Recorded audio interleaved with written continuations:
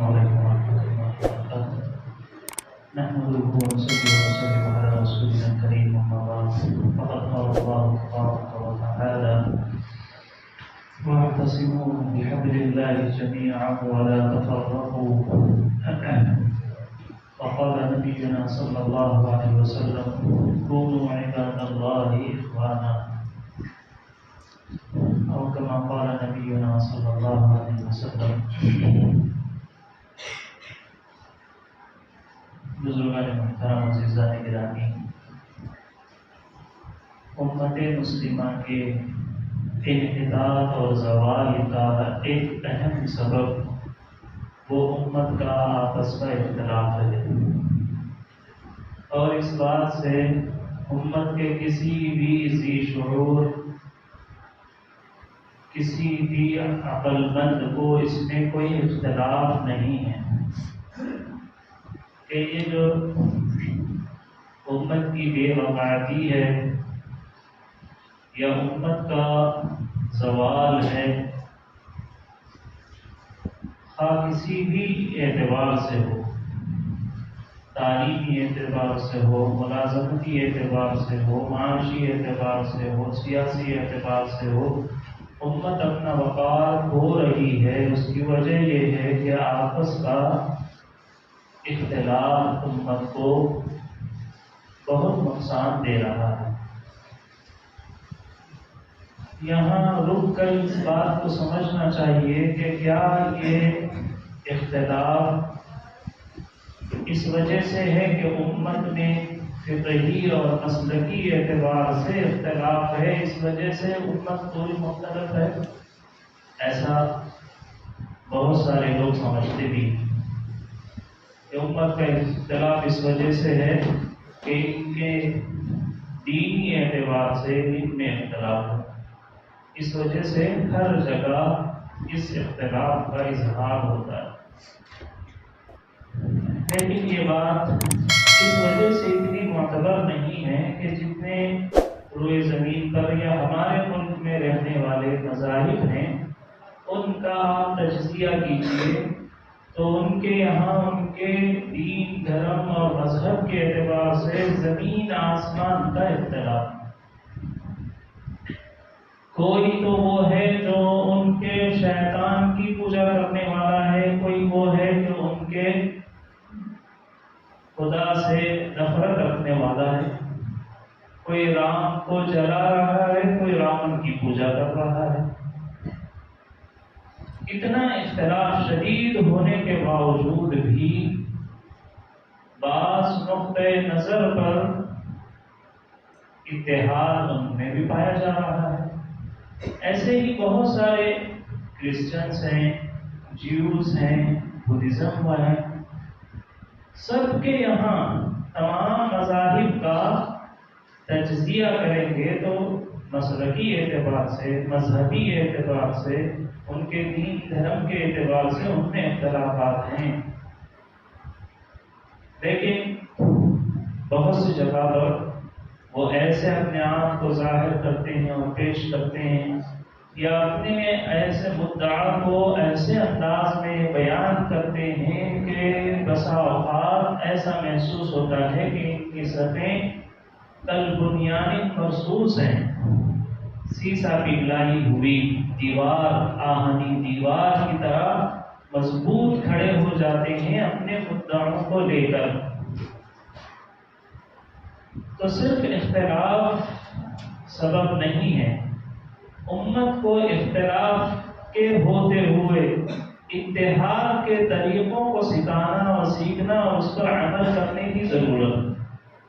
ایسا نہیں ہو سکتا کہ پورا ہی اختلاف ختم ہو جائے روئے زمین پر جب اللہ نے دو الگ الگ لوگوں کو دو الگ الگ معیار کی سمجھ بوجھ عطا فرمائی ہے، عقل عطا فرمائی ہے، قوت رائے الگ ہے، تو یقیناً دونوں کی باتیں مختلف ہوں گی۔ ایسا نہیں ہے کہ اللہ تبارک و تعالیٰ نے سارے انسانوں کو ایک ہی معیار کی عقل دے دی ہے، یا سارے ہی انسانوں کا سوچنے کا، فیصلہ کرنے کا انداز اور قوت سب ایک جیسی اللہ تبارک و تعالیٰ نے بنایا ہے. جب اللہ نے خود اختلاف رکھا ہے تو رائے کا اختلاف ضرور ہوگا. کسی کو خارجی کسی اور صلاحیت کی وجہ سے رائے مختلف ہو جاتی ہے. نوجوان ہیں،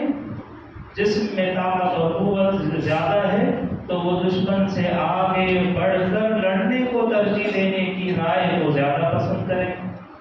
سمجھدار لوگ ہیں وہ یہ کہیں گے کہ اس وقت میں ضرورت ہم کو یہ ہے، ان سے بجائے کہ انتقام اور لڑا جائے، ان سے ہماری ضرورت کو پورا کر لیا جائے. معاشیات والے آ کے کہیں گے کہ نہیں، اس وقت میں اکانومی کے اعتبار سے ان سے ٹیکس لینا، پیسہ لینا، فدیہ لے کر ان کو چھوڑ دیا جائے. بعض لوگ کہیں گے کہ نہیں، ایجوکیشن میں ہماری برادری کمزور ہے، لہٰذا ان سے اس فیلڈ کا تعلیمی اعتبار سے کچھ فائدے حاصل کر کے ان کو چھوڑ دینا چاہیے. اور جوانوں کی رائے ایسے ہی ہوا تھا. جب غزوہ بدر کے قید ہو کر آئے تھے تو رسول اللہ صلی اللہ علیہ وسلم کے سامنے رائے مختلف آئی تھی.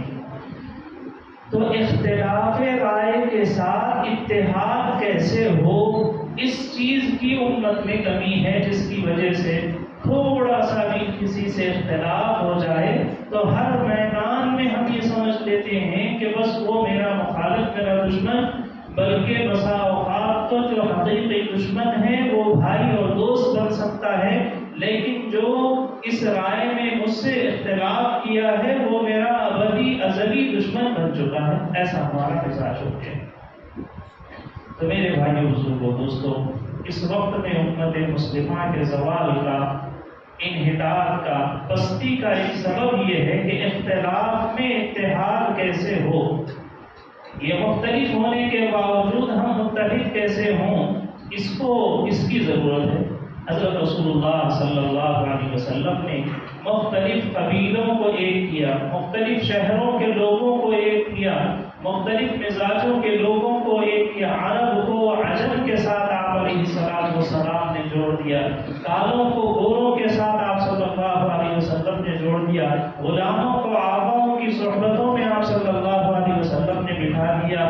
آپ نے غریبوں کو امیروں کے صف میں لا کر کھڑا کر دیا. یہ حضرت صلی اللہ علیہ وسلم کا عظیم الشان معجزہ تھا، اور یہ سارے کام آپ صلی اللہ علیہ وسلم نے قرآن مجید کو سامنے رکھ کر کیا ہے. ایسا نہیں ہے کہ یہ آپ کے ذات کے ساتھ ہی مختص تھا اور اس کے بعد یہ عمل نہیں ہو سکتا، ایسا نہیں ہے. بلکہ اللہ تبارک و تعالیٰ نے فرمایا ہے وَاعْتَصِمُوا بِحَبْلِ اللَّهِ جَمِيعًا وَلَا تَفَرَّقُوا، کہ یہ بنیاد ہے کہ جس کے اوپر امت میں یکسانیت اور اتحاد پیدا ہوتا ہے. کتنے ایسے موقع تھے جس پر رسول اللہ صلی اللہ علیہ وسلم نے صحابہ اکرام رضوان اللہ تعالی علیہم اجمعین کو جوڑ کر رکھا. ہمارے پاس بھی اختلاف کے زمانے آتے ہیں تو بہت زیادہ ضرورت ہوتی ہے کہ سب کو چھوڑ کر اس موضوع پر بولنا پڑتا ہے. خاص طور پر جب سیاسی سرگرمیاں اور سیاسی محنتیں شروع ہوتی ہیں تو سب سے زیادہ انتشار کا شکار امت مسلمہ ہوتی ہے. اور بہت ساری قومیں ہیں ہمارے ملک میں اور ان کے یہاں بھی تقسیم ہوتی ہے سیاسی اعتبار سے. کوئی کسی کو مناسب اور بہتر سمجھتے ہیں، کوئی کسی اور کو مناسب اور بہتر سمجھتے ہیں. اس سمجھنے کے ساتھ ساتھ وہ چھوٹی ذاتیں ہو کر بھی، وہ ان پڑھ ہو کر بھی، وہ شریعت سے قرآن سے ناواقف ہونے کے باوجود بھی وہ یہ سمجھتے ہیں کہ سیاسی بساط پر، سیاسی اسٹیج پر ہمارا یہ اختلاف ہے، اس کے بعد جہاں کہیں ہیں وہ سب ہم متحد ہیں. ایسا زندگی لوگ گزار رہے ہیں، بسر کر رہے ہیں. ایک مسلمان ہی ہیں کہ جب ایک مرتبہ سیاسی اسٹیج الگ ہو گیا تو اب یہ سمجھتے ہیں کہ اب ہم بیٹا بھی ہے تو آج کے بعد سے وہ میرا بیٹا نہیں ہے، یہ میرے والد نہیں ہے، یہ میرا بھائی نہیں ہے، یہ میرے اپنے نہیں ہے. حد فاصل قائم کر دیتے ہیں، اسلام سے بڑھ کر، شریعت سے بڑھ کر، نسبی رشتوں سے بڑھ کر، تعلیمی رشتوں سے بڑھ کر، تربیتی رشتوں سے بڑھ کر. کہ شیخ سے بھی مخالفت ہے،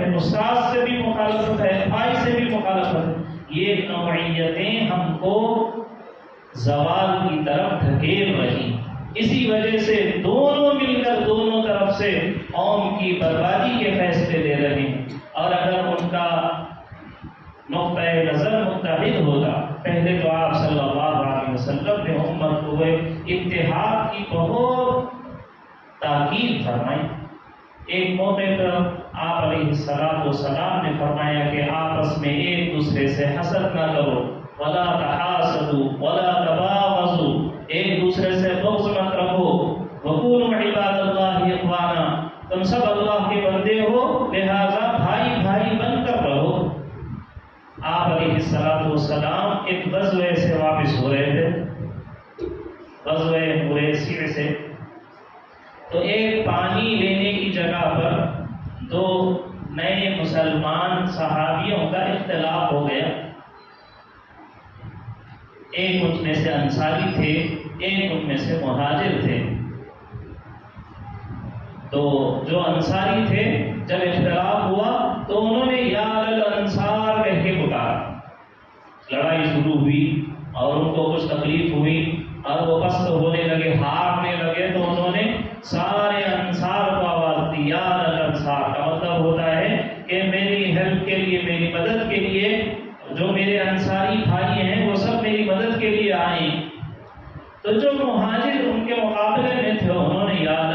مہاجر کہہ کر پکارا۔ آپ صلی اللہ علیہ وسلم کو جب یہ بات معلوم ہوئی کہ ایسا یہاں اختلاف ہوا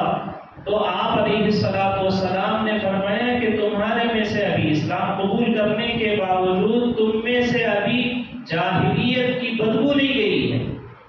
یہ کلمات جہالت کی بدبو والے ہیں، یہ آپ علیہ السلام نے ان کو سمجھایا۔ اور آپ صلی اللہ علیہ وسلم نے اسی وقت میں ان کی لڑائی کا تصفیہ کیا۔ وہیں سے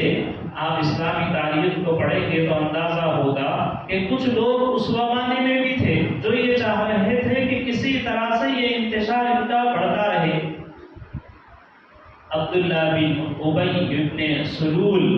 منافقوں کا سردار، اس کو یہ معلوم ہوا کہ مہاجر اور انصار میں کچھ لڑائی ہو گئی ہے،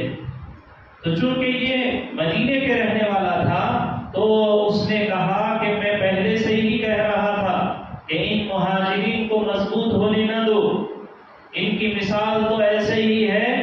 سمن کلبک یاکل، یعنی تم نے کتے کو کھانا دے کر موٹا کر دیا ہے، اب وہ تم پر ہی بھوگ رہا ہے۔ اس سے سخت جملے اس نے کہے، یعنی مہاجرین کے سلسلے میں کہ تم نے ان کو پناہ دی، تم نے ان کو اپنے پاس رکھا۔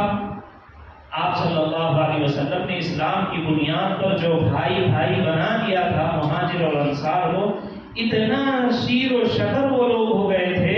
کہ بعض موقعوں پر وہ انصاری بھائی کو اپنا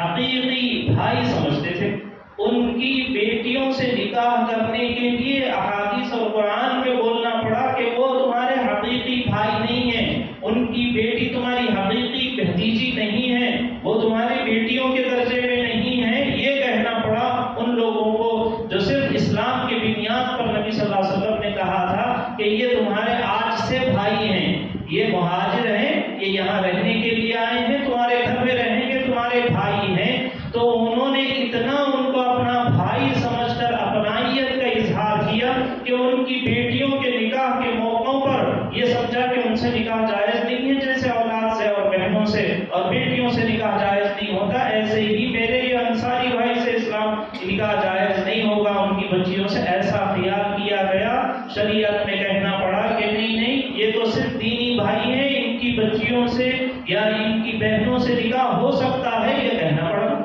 یہ کہنا پڑا شریعت کو کہ ان کا میراث میں کچھ حق نہیں ہے۔ وہ یہ سمجھ رہے تھے جیسے اولاد کا اپنا حق ہوتا ہے میراث میں، ایسے ہی میرے یہ اسلامی رشتہ دار ہیں، اس اسلامی رشتہ دار کا بھی میراث میں برابر کا حق ہو جائے گا، ایسا سمجھ رہے تھے۔ تو اللہ تبارک و تعالیٰ کو کہنا پڑا کہ نہیں، یہ صرف دینی رشتہ داری ہے، یہ تمہاری نسبی رشتہ داری نہیں ہے کہ جس کی وجہ سے تمہاری میراث ان تک منتقل ہو، ایسا نہیں ہو سکتا۔ تو حضرت رسول اللہ صلی اللہ علیہ وسلم علاقے کی بنیاد پر، قبیلے کی بنیاد پر، خاندان کی بنیاد پر، زبان کی بنیاد پر، علم کی بنیاد پر، گورے یا کالے ہونے کی بنیاد پر قوم کو نہیں اٹھایا تھا، بلکہ رسول اللہ صلی اللہ علیہ وسلم نے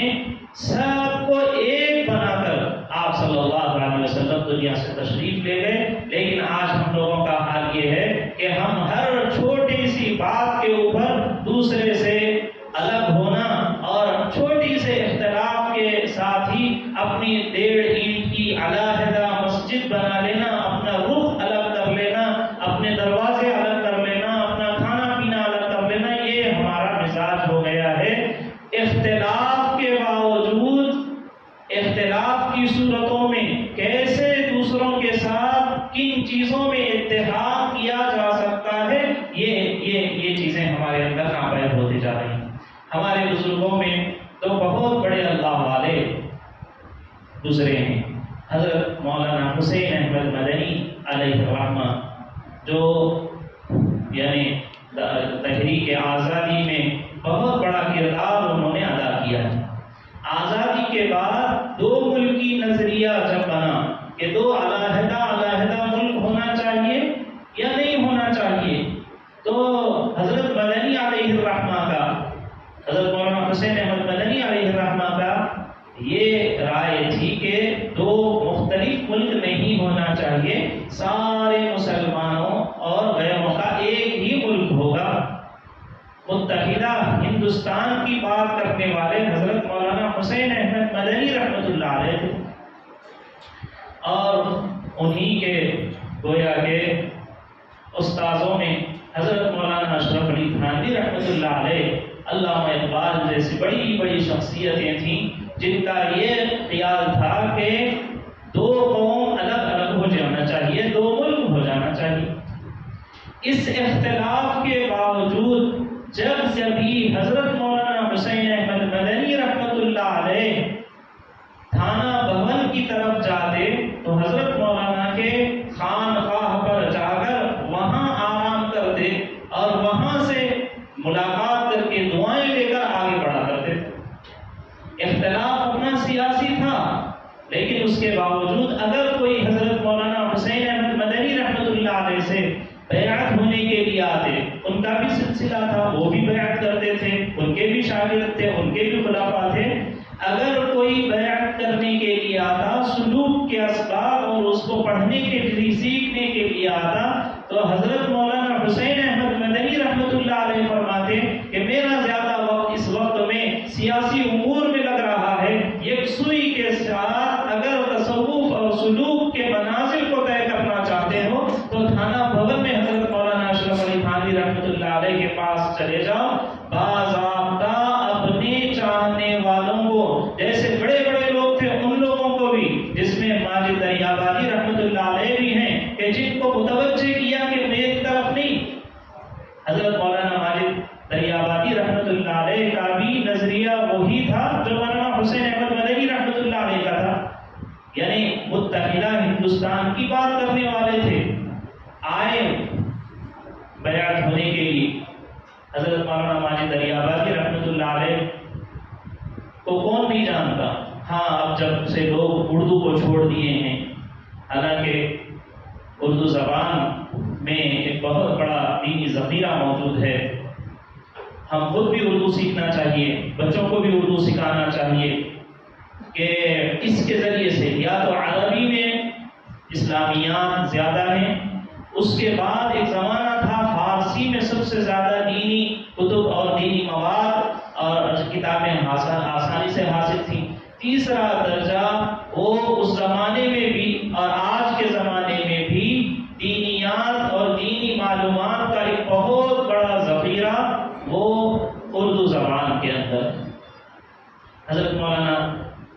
ماجد دریابادی علیہ الرحمہ کو پڑھنا چاہیے، مناظر حسن گیلانی کو پڑھنا چاہیے، سید سلیمان ندوی کو پڑھنا چاہیے۔ یہ لوگ ہیں جو اردو کے اندر اپنی ایک مثال رکھتے ہیں، اردو میں ایک ان کا مقام ہے کہ ان کے کتابوں کے پڑھنے کی وجہ سے اردو عمدہ ہوتی ہے۔ تو اپنے زمانے کے نامور ادیب اور اپنے زمانے کے بہت بڑے ترجمان قرآن شریف شریف تھا، انگلش میں حضرت مولانا ماجد حسین ماجد دریابادی رحمۃ اللہ علیہ کا ترجمہ ہے۔ تو حضرت دریابادی رحمۃ اللہ علیہ بیعت ہونے کے لیے مولانا حسین احمد مدنی رحمۃ اللہ علیہ کے پاس آئے کہ میں بیعت ہونا چاہتا ہوں آپ سے۔ تو حضرت مولانا حسین احمد مدنی جن کا اختلاف چل رہا ہے حضرت تھانوی رحمۃ اللہ علیہ سے، انہوں نے کہا کہ مجھ سے نہیں، آپ کو بیعت ہونا ہے تو وہ تھانہ بھون جا کر حضرت تھانوی رحمۃ اللہ علیہ سے ہو جائیں، باضابطہ ان کو حضرت سے بیعت کروائے۔ تو سیاسی اختلاف کے باوجود دینی تقدس جو باقی تھا وہ بالکل احترام اپنی جگہ باقی تھا۔ ہاں سیاست میں ہم اختلاف رکھتے ہیں لیکن بقیہ ساری چیزوں میں ہمارا اتحاد ہے۔ کسی نے حضرت نانوتوی رحمۃ اللہ علیہ کے سامنے ایک امام کی قرأت بہت اچھی تھی، دلی میں ایک مسجد ہے لال کنویں کی مسجد، وہاں کے امام تھے بریلوی مسلک کے، لیکن امام قرآن بہت اچھا پڑھتے تھے۔ تو لوگوں نے کہا کہ قرآن بہت اچھا پڑھتے ہیں لیکن بریلوی مسلک کے ہیں، ہم جا کر ان کے پیچھے نماز نہیں پڑھیں گے۔ تو حضرت نانوتوی رحمۃ اللہ علیہ نے اپنے 4 بڑے حضرت نانوتوی کے خلاف انہوں نے کفر کا فتویٰ دیا تھا، اس کے باوجود اپنے شاگردوں کو لے جا کر ان کے پیچھے فجر کی نماز ادا کی، اور فجر کی نماز کے بعد یہ کہا کہ آپ یہ سمجھتے ہیں کہ میں نے توحید رسالت کا کے بول بولے ہیں، کلمات کہے ہیں، یہ تمہارا خیال غلط ہے۔ اگر تم کو اعتماد نہیں ہے تو میں خود فتویٰ دے رہا ہوں کہ توحید رسالت یہ کفر کا موجب ہے، اور اگر تم چاہو تو مجھے کلمہ پڑھا کر اسلام میں لے آؤ۔ اس طرح کے کلمات کہہ کر اتحاد پیدا کرنے کی کوشش کی۔ حضرت نانوتوی رحمۃ اللہ علیہ خود پہنچ گئے اختلاف کرنے والے کے سامنے اور اس کے سامنے وضاحت کی کہ میں نے یہ کیوں کہا ہے، میری بات کا کیا مطلب ہے، میری بات کا یہ مطلب ہے، لہٰذا آپ مجھ سے جو اختلاف رکھتے ہیں اس کو دور کر دیں۔ حضرت مولانا اشرف علی تھانوی رحمۃ اللہ علیہ کے سامنے حضرت مولانا احمد رضا خان صاحب رحمۃ اللہ علیہ کا نام لیا گیا اور مولانا نہیں کہا گیا تو حضرت ناراض ہو گئے اور فرمایا کہ نہیں، وہ ہمارا ان کا اپنا اختلاف ہے، اس کے باوجود عالم ہونے کی وجہ سے ان کا احترام کرنا ہر ایک کے اوپر، تم میرے شاگرد ہیں اور وہ میرے مخالف ہیں، اس کے باوجود تمہارا یہ کام ہے کہ ان کا بھی ادب احترام کریں، اس لیے کہ وہ ایک عالم ہے، ایک مسلمان ہے۔ میرے بھائیوں یہ ایک نہیں سینکڑوں مثالیں ہیں جہاں پر امت میں اختلاف کے باوجود احترام کو باقی رکھا گیا ہے، اور اس رکھنے میں ہی ہماری سلامتی ہے، اس رکھنے میں ہی ہماری کامیابی ہے، اس رکھنے میں ہی ہماری ترقی ہے، ورنہ اختلاف کے ساتھ ساتھ انتشار ہوتے جائے گا، ہر اختلاف کے بعد دوری اور علیحدگی بڑھاتے جائیں گے تو پھر ہم ایک اجنبی ہو کر رہ جائیں گے، ہر ایک کا قبلہ اپنی مرضی کے مطابق ہو جائے گا، کسی کا قبلہ پھر کعبہ نہیں رہے گا، ہر کوئی اپنے اپنے سمت پر رخ کر کے اپنی بات چلا رہا ہوگا۔ آج ایسا ہی حال ہو گیا ہے۔ تو میرے بھائیوں میں یہ کہہ رہا ہوں کہ جب سیاسی چیزیں گرم ہو جاتی ہیں تو دوسرے گرم ہونے سے پہلے ہمارے مسلمانوں کا اختلاف اس سے زیادہ گرم ہو جاتا ہے، ان کی ایک دوسرے سے علیحدگیاں بڑھ جاتی ہیں، باتیں بند ہو جاتی ہیں، ایک دوسرے پہ تان تشنی اور ایک دوسرے کے لیے برے جملے کہنا یہ شروع ہو جاتا ہے۔ تو میرے بھائیوں آج کے اس جمعے میں آپ کو یہ پیغام دینے کے لیے بیٹھا ہوں۔ اللہ تبارک و تعالیٰ کہتے ہیں کہ اپنے درمیان میں اختلاف نہ پیدا کرو، اختلاف پیدا ہوتا ہے جہاں حضرت مولانا مناظر حسن گیلانی رحمۃ اللہ علیہ نے ایک جگہ لکھا ہے کہ جتنے اختلافات ہیں ان اختلافات کی بنیاد امت یہ سمجھتی ہے کہ دینی اور مسلکی طور پر اختلاف کی وجہ سے امت میں اختلاف ہوا ہے۔ حضرت نے لکھا ہے کہ جتنے امت میں اختلافات ہوئے ہیں اس کی اہم وجہ سیاسی اختلافات ہیں۔ سیاسی اختلافات والے اپنی بات کو چلانے کے لیے، اپنے آپ کو مضبوط دکھانے کے لیے، اپنے موقف کو صحیح بنانے کے لیے وہ اپنے طور پر ایک امام کو چن لیتے ہیں، پھر اس بات کو قرآن حدیث کے ذریعے سے مضبوط کر کے پیش کرتے ہیں۔ اس طرح سے یہ لگتا ہے کہ یہ دینی اختلاف ہے، اور دلائل کے ساتھ اگر وقت ہوتا تو میں آپ کو بتاتا، تفصیل تفصیل سے حضرت مولانا مناظر حسن گیلانی رحمۃ اللہ علیہ نے کیسے امت میں شروع سے اس زمانے تک کا جتنا اختلاف ہوا ہے، انتشار ہوا ہے، ٹوٹ ہوئی ہے، وہ سب کی بنیاد یہ قرار دیا کہ ابتدا سیاست سے ہوتی ہے۔ سیاسی لوگ ہوتے ہیں جو اپنے مفاد کے لیے، اپنی سیٹ کے لیے، اپنی کرسی کے لیے، اپنے آقاؤں کو خوش کرنے کے لیے امت میں اختلاف اور انتشار پیدا کر کے پھر گھر گھر کو آگ لگاتے ہیں اور دل کے اندر نفرت پیدا کرتے ہیں، ہر ایک سے دوری پیدا کرتے ہیں۔ میرے بھائیوں، یہ ناسمجھی کی بات ہے۔ آپ دیکھ لیجئے، پوری قوموں کو دیکھ کر سمجھ حاصل کرنا چاہیے کہ وہ لوگ یہ کہہ رہے ہیں کہ ہمارا اختلاف اسٹیج کے حد تک ہے، اسٹیج کے باہر سب مل رہے ہیں، کھا رہے ہیں، پی رہے ہیں، اور سب کے پاس اپنا ایک مدعا ہے، ان کے پاس اپنا ایک ہدف اور نشانہ ہے کہ اس الیکشن کے وقت میں ہم کو کیا کرنا ہے، کیا حاصل کرنا ہے اپنی قوم کے لیے، کیا حاصل کرنا ہے اپنی ملت کے لیے، کیا حاصل کرنا ہے اپنے ملک کے لیے، کیا حاصل کرنا ہے اپنے وارڈ کے لیے، یا کیا حاصل کرنا ہے اپنے اس کے لیے جو ان کا سنگٹھن ہے یا ان کی تنظیم ہے، اس کے لیے کیا حاصل کرنا ان کے پاس ہدف ہے۔ ہمارے پاس کوئی ہدف نہیں، بس ایک سیاسی آدمی کو، لیڈر کو خوش کرنا ہے اور اس کے ساتھ کبھی فوٹو میں آ گئے، بس یہی منتہا کیا ہے، معراج کیا ہے، آخری بلندی کیا ہے، اس کے پیچھے پھر کے زندگی خراب کرنے کی۔ ایک سیلفی لے لیں گے، کھانے پر بلا دیا تو خوش ہو جائیں گے، نہ ان کو اپنی، نہ اپنے ملت کی، نہ ملک کی کسی کی پرواہ نہیں ہے، اور کسی کا کوئی نشانہ اور مقصد نہیں ہے کہ یہ مقصد میں حاصل کروں گا، ایسا کسی کے پاس نہیں ہے۔ بہرحال یہ سب سیاسی چیزیں، میں آپ کو جو اصل پیغام دے رہا ہوں، اس سیاست کی ہمہ ہمی میں، اس گرمی میں، اس انتشار اور اس میں آپ آپس میں دلوں میں قرار میں پیدا کیجیے، آپس میں ایک دوسرے سے اختلاف مت کیجیے، آپس میں ایک دوسرے سے دوستیاں ختم مت کریے، رشتے مت توڑیے، کاروبار خراب مت کیجیے۔ آپ یہ وقت آتا ہے، آگے چلے جاتا ہے، آپ کو ہمیشہ کاروبار کرنا ہے، آپ کو ہمیشہ اپنے بھائیوں کے ساتھ رہنا، آپ کو ہمیشہ محلے میں رہنا، آپ کو ہمیشہ اپنے ہی خاندان کے ساتھ اٹھتے بیٹھتے رہنا ہے۔ اس وجہ سے اپنے اتحاد کو مضبوط رکھیں۔ یہ چیزیں ہوتی ہیں، یقیناً ہر ایک کی رائے الگ ہوتی ہے، اپنی رائے کے مطابق عمل کیجیے، لیکن اختلاف کے ساتھ اتحاد کو برقرار رکھیے۔ اللہ مجھے آپ کو عمل کی توفیق نصیب فرمائے۔